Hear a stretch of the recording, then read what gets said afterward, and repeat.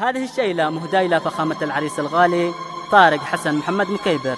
المهنئون الحاج يحيى العسيلي وابنه الشيخ يونس يحيى العسيلي والشيخ أمير الدين العسيلي والأستاذ عمار حاتم والفنان محمد القصاب. إشراف الفنان محمد القصاب. أداء المنشد حمزة السروري. تسجيلات استديو السروري الفني. فألف مبروك.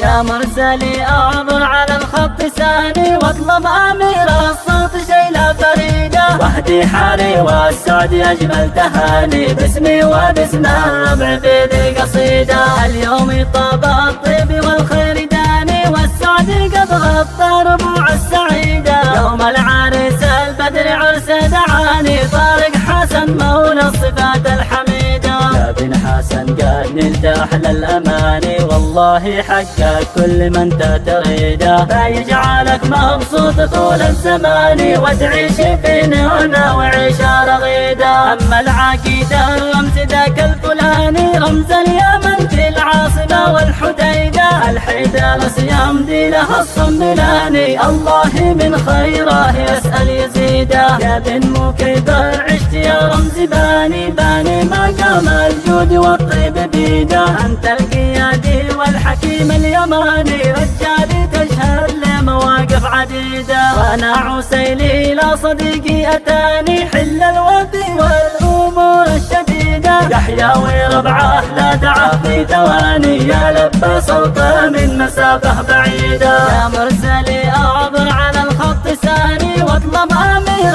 الصوت شيلة فريدة، وحدي حاري والسعد أجمل تهاني باسمي وباسم الربع في ذي قصيدة. اليوم طاب الطيب والخير داني والسعد قد غطى ربوع السعيدة. يوم العريس البدر عرس دعاني طارق حسن مولى الصفات الحميدة. يا بن حسن قد نلت أحلى الأماني والله حقك كل من تريده، فيجعلك مبسوط طول الزمان وتعيش في نعمة وعيشة رغيدة. أما العقيدة الرمز ذاك الفلاني رمز اليمن في العاصمة والحديدة. الحيدة صيام دي لها الصملاني الله من خيره يسأل يزيده. يا بن مكيبر عشت يا رمز باني مقام الجود والطيب بيده. أنت القيادي والحكيم اليماني رجالي تشهد لمواقف عديدة. وأنا عسيلي لا صديقي أتاني حل